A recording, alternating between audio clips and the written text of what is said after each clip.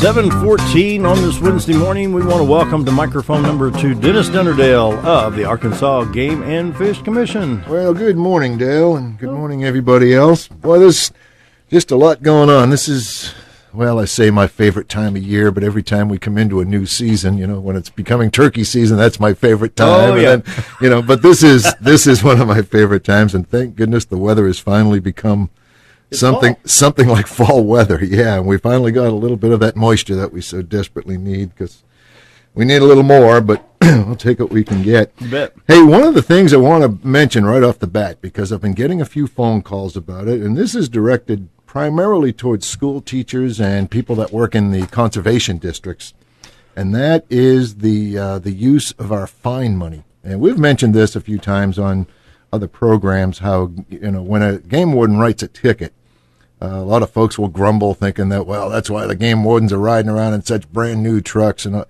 Game and Fish does not get to keep one penny of that fine money. In the past, what had happened is we would turn it over to the Department of Education, who would then distribute it back to the counties in which the fine was collected, or where the violation occurred. And the county judge would then distribute that money to either schools or 4-H clubs or whatever. And the money had to be used for conservation education, at some level. And there's a list of things that it could be used for. Well, they've completely changed the approach now. It doesn't go through the Department of Education back to the county judges. What happens now is Game and Fish turns that money directly to the Department of Rural Services. And it still stays within the county, but school teachers or county agents or whoever, they have to apply through a grant, which I'll give the information on how to get that grant. But the grant period ends November 30th. And that's important because it's the first year that we're doing it this way. And historically in the past, a lot of teachers that were getting fine money, it would sort of show up because the judge would just kind of redistribute it that way. And then other folks would kind of feel like they never had a shot at getting it because it was already decided who was going to get it by the judge. So here's what you need to do if you're interested. And this is, excuse me, if you're going to use that, say if you have an archery in the schools program or a youth shooting sports or, whatever. If you want to take your kids on a field trip, say to the Fred Berry Education Center or anything like that, on our website, AGFC, www.agfc.com, you want to follow the education link, and then there'll be a tab off to the left-hand side called Just for Educators, which, by the way, school teachers, you guys need to know that link is there because there's a ton of resource there for you. But in that list of pull-downs from that is a tab called Use of Fine Money. If you click on that, it'll tell you the whole story on what's going on, but it'll also have a hot link directly to there it is. To the Department of Rural Services. www.ruralservices.arkansas.gov/grants to apply online. Exactly. You click on that, and the grant application pops up in a PDF form. Good. Fill it out. Tell them what you want to use it for, what kind of money it is, what kind of money you're looking for, that sort of thing. Now, keep in mind, if it's a school, the principal must sign the application, as well as there's also a form letter, an acknowledgement letter saying that they're aware that this grant is being applied for on behalf of their school. So the principal has to sign that as well as the teacher. And if it's a conservation district, and those are the ones that take care of all the county stuff and the 4-H and the extension agents and all, if conservation district, the district director has to sign the form. So it's much different than the way it used to be. And if you just wait for the money to show up, as it had in the past, in all likelihood it won't unless somebody applied on your behalf. Now, this is money that's coming from the fines. This is the when money. You get a ticket for exactly. Give me an example of what these fines, of what the implications are from. Well, we're coming into hunting season. So right now, muzzle loading season just closed on Sunday. Mm-hmm. So if somebody didn't realize that, let's say, or maybe they did realize it, but thought that they'd stretch a little bit. But they didn't get to use all their hunting days, so they thought they'd make up their own. So say if you were, hunting with an illegal device outside of that device's season. Say now, right now the only thing you can hunt deer with is archery. But if you were using a firearm or something other than archery, then you would get a ticket for that. And I'd love to tell you that I know what the point value is and what the fines. I would need to have a game warden here to tell you that, but it's a lot of money. Yeah. If you're night hunting or if you're trespassing, in other words, hunting on land for which you don't have permission to hunt, or maybe you're hunting too close to a residence that you don't have written permission. You have to be 150 yards from a residence if you're rifle hunting, 50 yards if you're archery hunting. Well, if you get too close to somebody else's house, you'll get a ticket for that. There's, way too many violations to go down the whole list, but they are, what you would imagine they are, not tagging a deer, shooting a deer and deciding, well, I'll tag it when I get home. And this is the advantage of the hunter education course. Mm-hmm. Yep. Also, all of this, or at least the majority of this information, is in our hunting guidebook. Yep, and those are out and available. You could stop by our office and get one if you want to just pick one up over at 201 East 5th Street. That's diagonally behind the square on the corner of Church and 5th. Any place that sells hunting licenses, including Walmart and pretty much any, the convenience stores, those places. Anybody who sells a license should have these. You can call our Little Rock office. There's an 800 number or the direct line. The direct line I know is 501-223-6300. The 800 number is 800-364-4263. And you can call there and they'll mail you one. Or, like I said, or you can call me and I'll get one to you. I'm probably not going to bring it to you if you're way out in the county, but I'll tell you where you can get one. Okay, can I ask you a dumb question? Yeah. Okay, I'm looking at the 2015-2016 deer zone map, and I notice that Baxter County is split 1/3, 2/3 between Zone 3 and Zone 2 because of the White River running across the base of the county. Right. Are your license designated to a certain zone? No. When you buy a license, it's a statewide license. Now, the reason that the zones are there are because they're managing the deer herd, in this particular case for the deer zone map, they're managing the deer zone, the deer herd in areas differently. In other words, our deer population is much different than it might be, say, down on the Little River, way down in southwest Arkansas, down in Zone 14. So we're going to have different regulations. Usually it's quota limits or bag limits. Might be dates. They might open dates or close dates sooner in one place than another. Before I digress too much into that, I did want to talk about those things today. I just wanted to conclude on that fine money. Okay. On that fine money situation. Just want to remind everybody that it does close the November 30th. And it also says, and I'm not sure why they did this, whether it's a typo or if they just changed the regs or changed the requirements and didn't change the form, but the form itself doesn't say anything about this, but the checklist at the back of the form, on Rural Services form, states in there that you have to have your principal's signature and all that stuff. And it also mentions in there that you have to have a letter of public acknowledgement by your state representative as well as your state senator. That is not true. In fact, that's where I got the call from one of the folks over in Marion County called and said, I've got to get a hold of Kelly Link and have him write a letter for this. So I called Little Rock, and I hadn't heard that. And he said, no, it's on the checklist, but it's not part of the requirement. So don't panic about that. Now, it certainly wouldn't be a bad idea to tell your local representative, that you're getting fine money through this new legislation, but it's not required. Mm-hmm. The other thing is, because this is the first year, if you wait until the last week of November and there is a question or a hiccup, or if you didn't do something just right, you'll probably miss the deadline, because they're not saying as long as you get your application in, it's as long as it's in and accepted and everything's proper. So give yourself a little wiggle room in that deadline date. So that was it. I just wanted to make sure folks knew about that, because a lot of programs and a lot of schools, and schools especially that have game and fish programs like shooting sports and archery, and those things, they rely heavily on that fine money to buy their shot shells or to buy their clay targets or to buy arrows for the kids, or whatever they're doing. Or if a new school is starting up a program, they usually have to invest a fair amount of money. $1,300 is what it takes. We'll match it. It costs $2,600 to get into the archery program, because you have to buy all the equipment, the bows and the arrows and all that stuff. We'll match it, so we'll give you $1,300, but you've got to come up with $1,300, and you can use this fine money as either all or part of that. So folks care more about it. Just because you don't know about it doesn't mean it isn't important. So keep that in mind, teachers and county agents.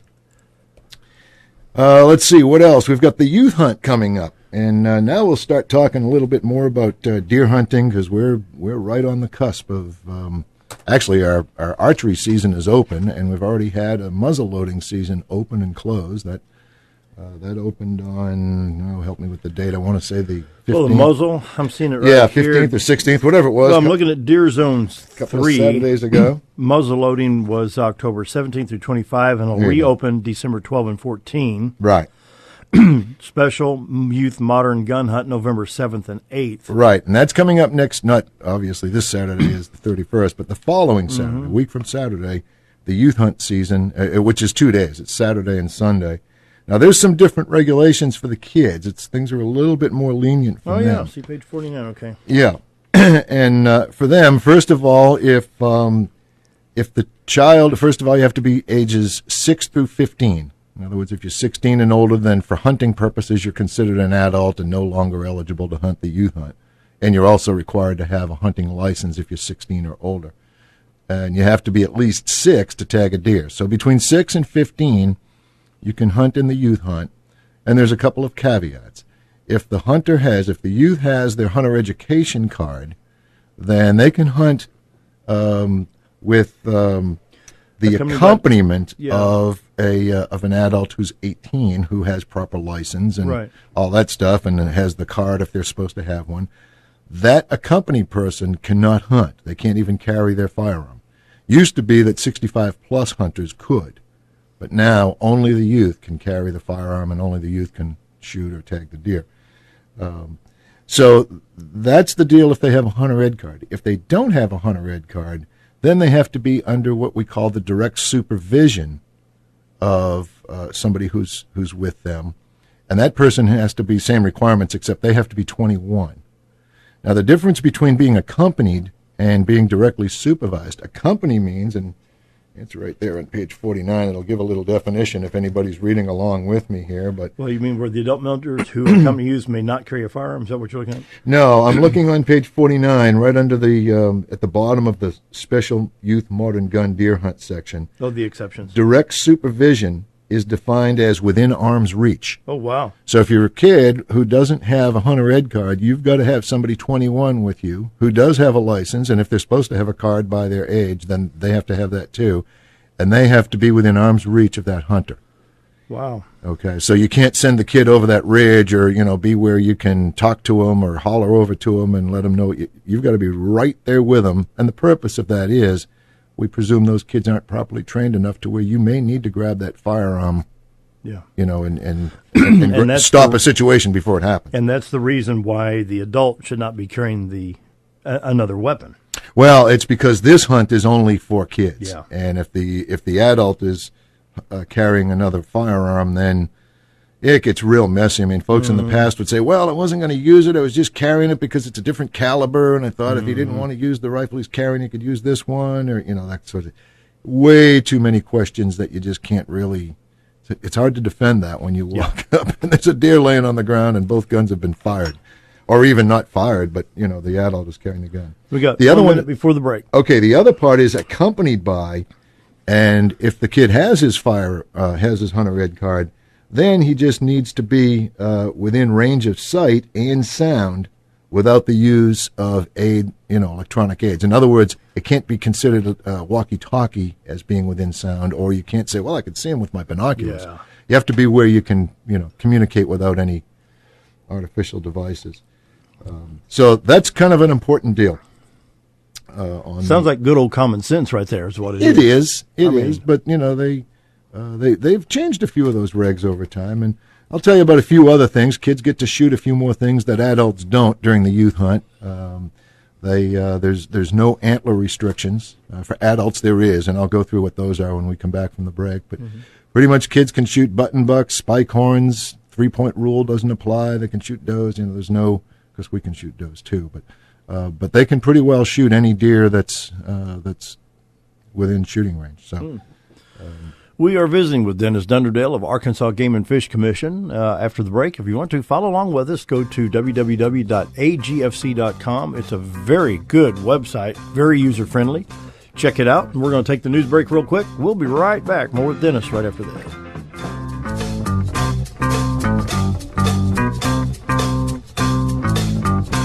$7:35 on this October 28th. We're continuing our discussion with Denis Dunderdale. He's with the Arkansas Game and Fish Commission. And, Denis, what you got for part two? Well, we were talking about the youth hunt, which the first of those, because there's two youth hunts. There's one in November, and most folks that think of the youth hunt think of that one. We have another one in December as well, and that runs. Oh gosh, I'm gonna have to look at that now. December. Let me look here. I flipped my page by accident. January 2nd and 3rd. And so there's two of them. There's one early in November, and there's one right after New Year's. And the same rules apply to both of them. They're considered the special youth hunt. And in addition to, who can hunt and how old you need to be and all that, I may be repeating myself, but on the last segment, I think I started to get into the antler restrictions are pretty well lifted for kids hunting in the youth hunt. Yeah. And that's, we want them to be successful, because the best way to get a kid interested in hunting is take them hunting. Mm-hmm. Best way to get them interested to want to go hunting again is let them have a successful experience. And so this is, one of the reasons to do that. Can we get off on a side rail? Yeah, sure. You deal with a lot of kids, and we're teaching kids firearm safety, hunter safety. We're teaching them rifles, shotguns, handguns. Mm-hmm. When you deal with kids, what do you see with kids in general nowadays? It's it's interesting. I just had this conversation with somebody recently.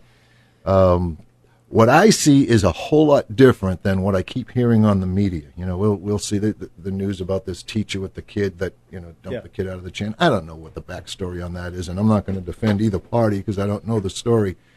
But I was listening to one of the news programs that was spinning that as to how kids today don't have respect for teachers. That this teacher had to discipline this kid a bunch of times, and somehow it was the kid's fault. And I'm not getting into that controversy. What I do want to say is, I don't see kids that don't have respect for adults anywhere near to the degree that I hear it on the news being reported, whether it's on the news or whether it's on sitcoms or just listening to conversations at the barbershop.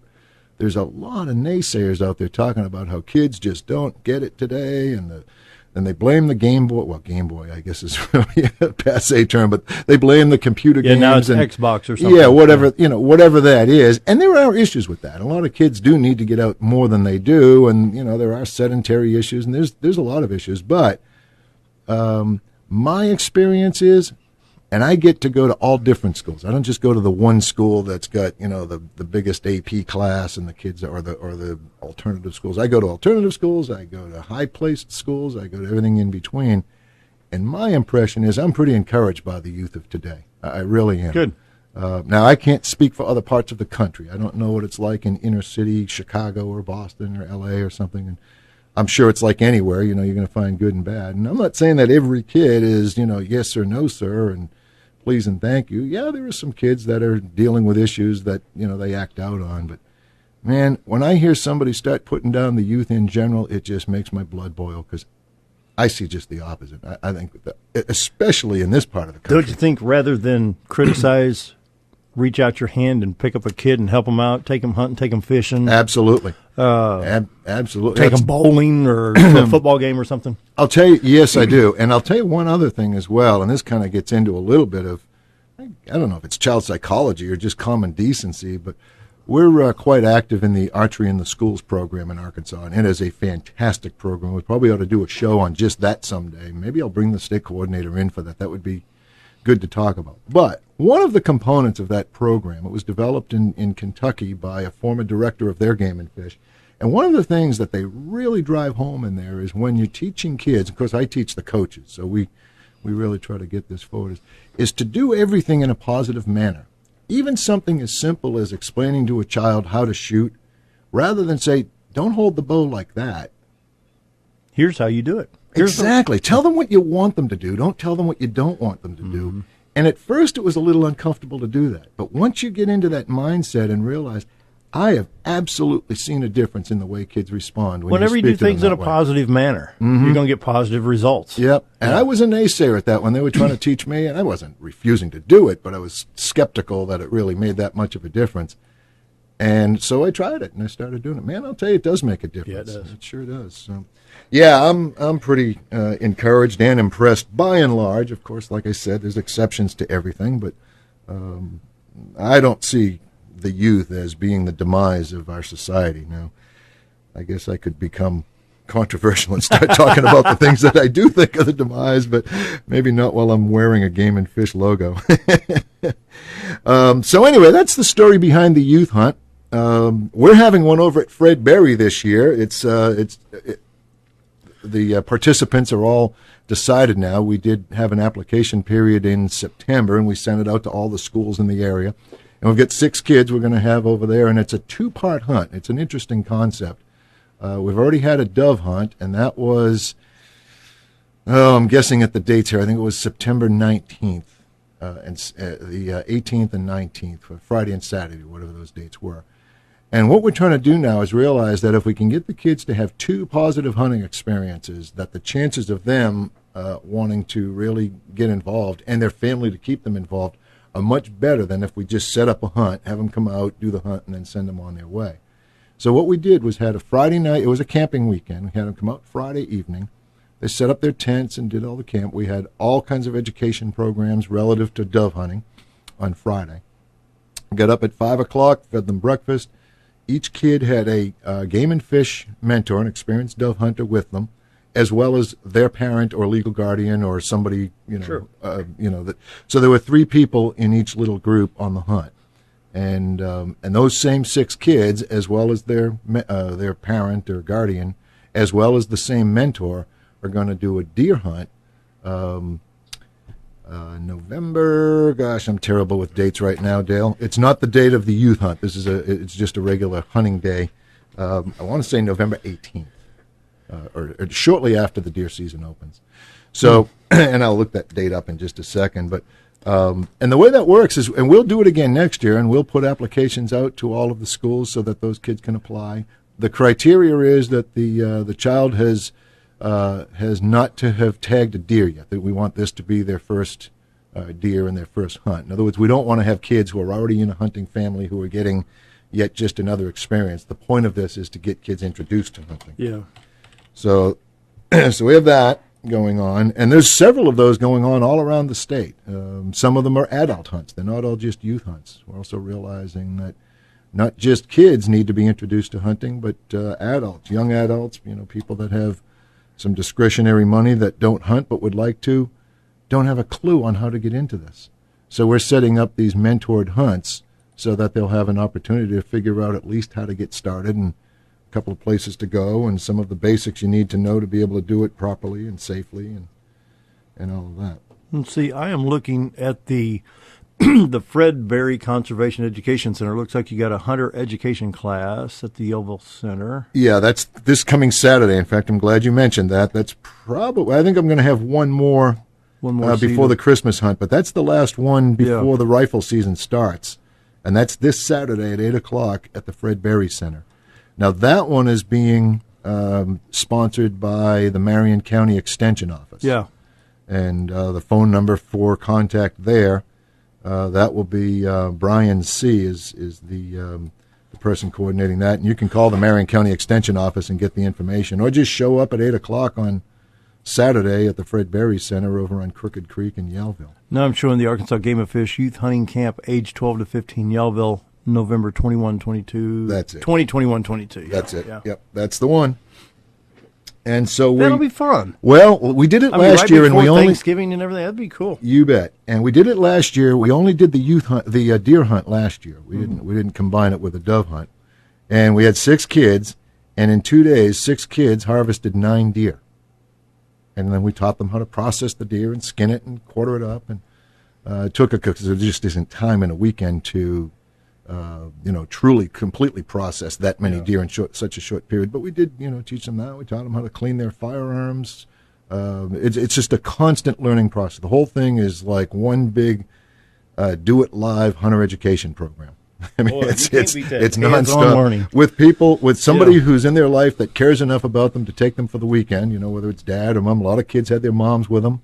A lot of moms that came, well, not a lot of, there were only 6 of them, but a couple of the moms that came with the kids really weren't big into hunting and weren't too thrilled with the whole idea of it, but felt they needed to do it for the sake of their child, and converted them over. Now they want to go and they want to take their kid, and one mother bought a license, and it was great. Mm-hmm. So it was pretty successful. Well, you look at some. Let's go ahead and take this quick break. Okay. And visit with Denis Dunderdale, Arkansas Game and Fish Commission. Quick break. Be right back. 747. Denis Dunderdale at mic number 2. Follow along, ArkansasGameandFish.com. Well, it's AGFC.com on the computer.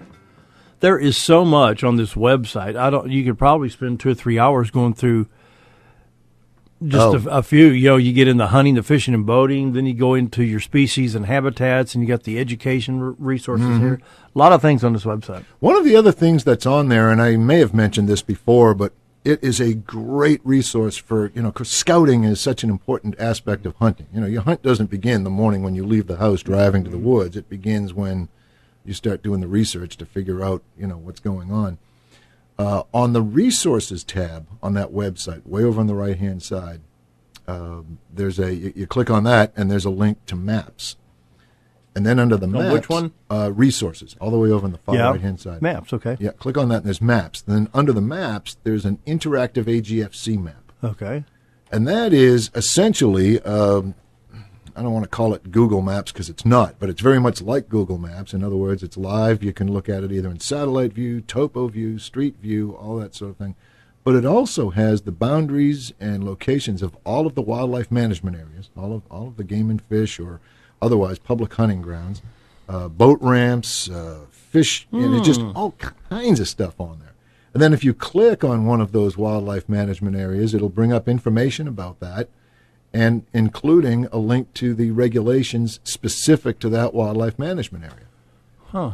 Then you can also, if you're even a little bit tech savvy, you can draw little boundaries on there. You can mark GPS spots. So if you have your tree stand, for example, and you have a GPS and you've marked the waypoint for your tree stand, you can download that onto that map so that now you've got a copy of that map with your tree stand location, which, by the way, is a great tool to give to the folks at home or your wife or whoever, you know, so that if you don't come back or if you're not in touch by the time you're supposed to be, that at least gives them a sense on, you know, where give those coordinates. Exactly. And with GPS coordinates, it's not a matter of if you're going to be found, it's a matter of how quickly they'll be able to get there. Yeah. And I'll tell you, that is absolutely the safest way to hunt nowadays with GPS technology. Can you imagine having something like this 50 years ago? Oh, my goodness. Forget it. We used to have to buy the USGS topographic maps and would study those things. And if you were lucky enough to be able to get an aerial photo view so that you could actually see where the tree lines were and all that, you know, and then you'd be plotting that. And, you know, nobody ever even thought about using coordinates to find you. You just kind of made a copy and hand drew it or traced it or something. You didn't even have Xerox technology that you could copy those maps on. So, yeah, it's a different world for sure. But that is a really, really good resource. And it's sad that, you know, we don't get a chance to get that word out there to enough people because that's just one of the many resources on there. Then all of the wildlife management areas, or not all of them, but many of the wildlife management areas have extremely well-done maps that our GIS department, our Graphic Information Systems department, has produced. And you can, again, like for the ones in this area, you can stop by here, and we've got them for the Spring River and for Harold Hensley and, you know, some of the WMAs around here.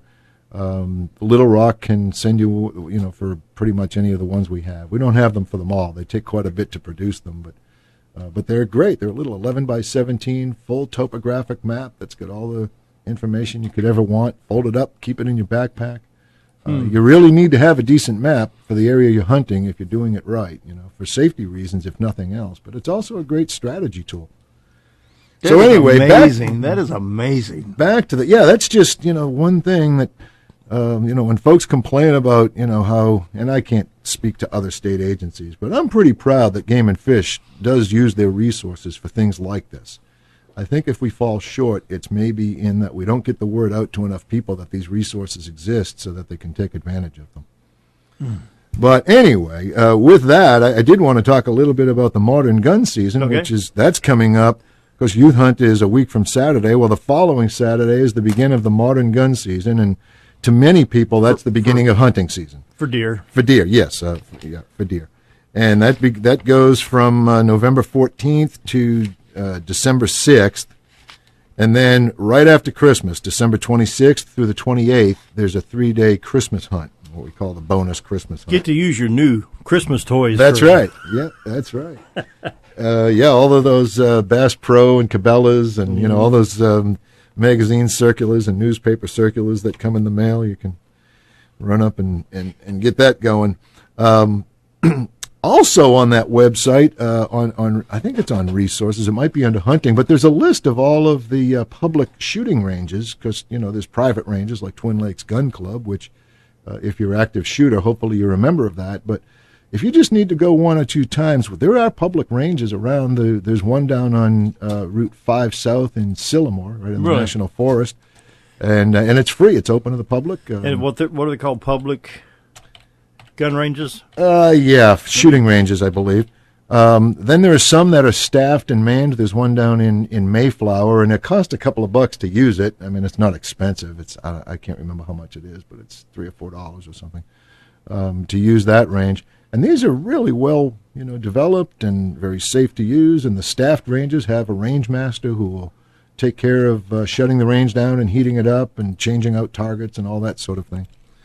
So there's opportunities if you don't have access to some good farmland where you can sight in, or if you're not a member of a private club. I ran a quick search on that through the AGFC site. The Arkansas Game and Fish Foundation Shooting Sports Complex in Jacksonville, Dr. James E. Moore Jr. Camp Robinson Firing Range in Mayflower, the Jack Cox Scatter Creek in Paragould, Paul H. Rocky Wilmoth Sporting and Shooting Complex in Batesville, and the Rick Evans Grandview Prairie CEC Shotgun Range in Columbus. Right. Now, 3 of those ones that you mentioned, those are primarily shotgun ranges. Are they? Meant for trap shooting. Yep. The one down at not Camp Robinson, but Camp Robinson is actually there's a rifle range, a pistol range, and a shotgun range.